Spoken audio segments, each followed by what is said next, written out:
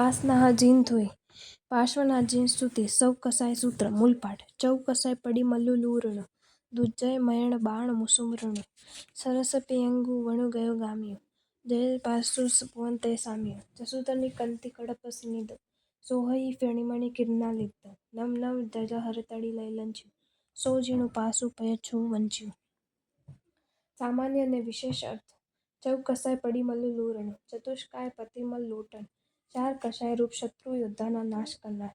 ચતુષ્કાય એ જ પ્રતિમળ તે ચતુષ્કશાય પ્રતિમળ તેનું ત્રોટન એ ચતુષ્કાય પ્રતિમળ ત્રોટન. ચતુષ્કશાય ક્રોધ માન માયા અને લોભ એ ચાર કશાય. પ્રતિમલ એટલે પ્રતિકૂલો મલ સામે લડનારો મલ શત્રુ યોદ્ધો. ત્રોતન એટલે તોડનાર નાશ કરનાર. તુદ એટલે તોડવું ધાતુના પ્રાકૃતમાં ઉલ્લુરઈ એટલે આદેશ થયેલો છે. દુજ્જય મયણ બાણ મુસમરણું એટલે દુર્જય મદન બાણ ભજ્જન એટલે મુશ્કેલીથી જીતાય એવા કામદેવના બાણોને તોડી નાખનાર. દુર્જય એવા મદન બાણ તે દુર્જય મદન બાણ તેનો ભજન તે દુર્જય મદન બાણ ભજન.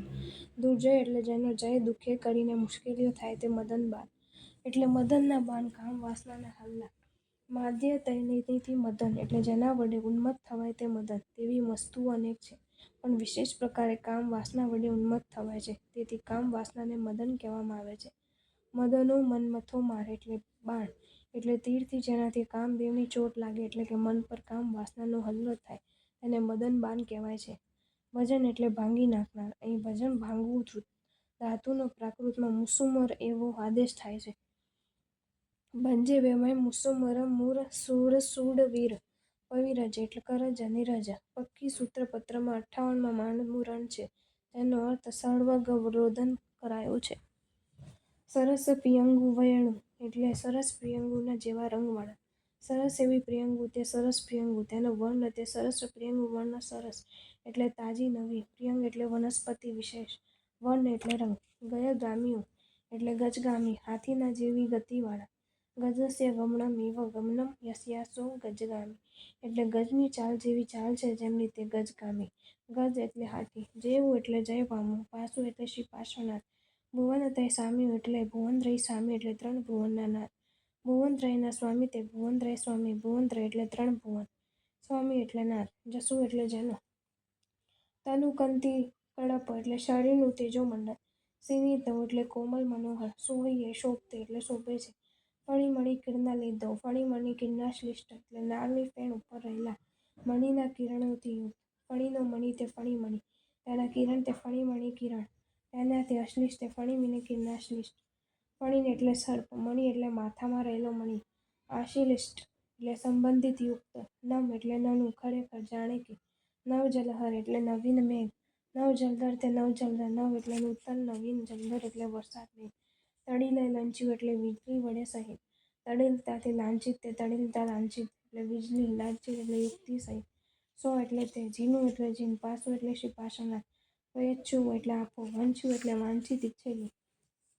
સરસ પિયંગવણું એટલે નવી પ્રિયંગુ તેવા નીલવર્ણના. શ્રી હેમચંદ્રાચાર્ય રચેલા શ્રી વિતરાગ સ્તવનના સહજાતિશય વર્ણનમાં નીચેનો શ્લોક આવે છે.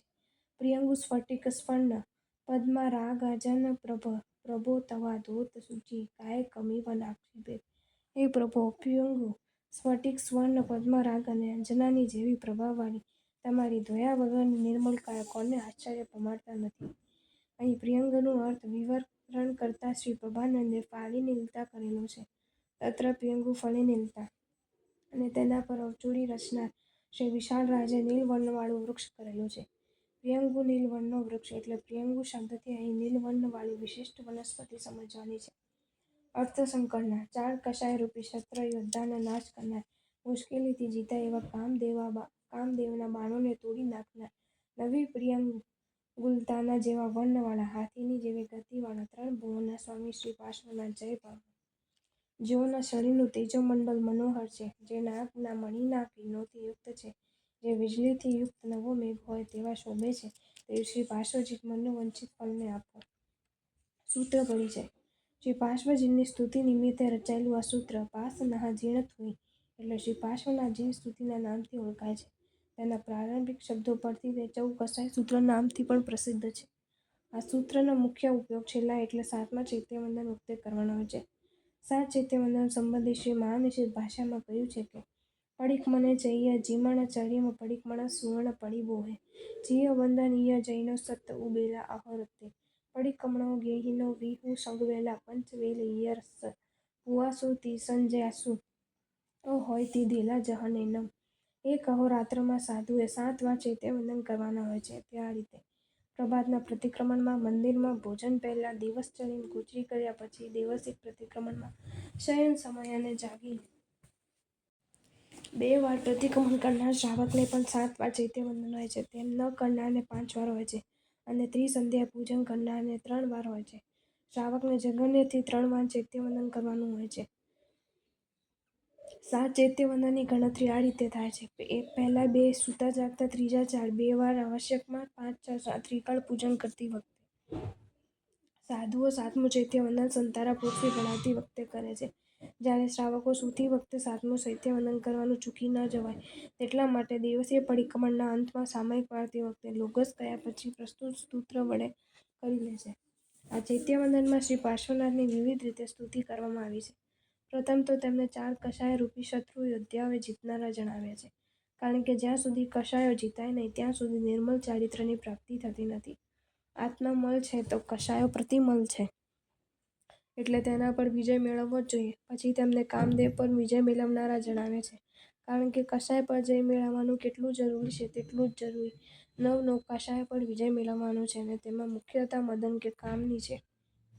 આ રીતે શ્રી પાર્શ્વનાથ પ્રભુ ચારિત્ર્ય મોહનીયની 25 પ્રકૃતિઓ પર તેમજ ઉપલક્ષણથી દર્શન મોહનીયની 13 પ્રકૃતિઓ પર એમ કુલ મોહનીય કર્મની 28 પ્રકૃતિઓ પર વિજય મેળવનાર કોઈ હોય સંપૂર્ણ શુદ્ધ અખંડ ચારિત્ર્યવાન છે. તેથી સૂતી વખતે તેમનું સ્મરણ આ રીતે કરવું એ ચારિત્ર્ય શુદ્ધિ માટે ઘણું જ ઉપકારક છે.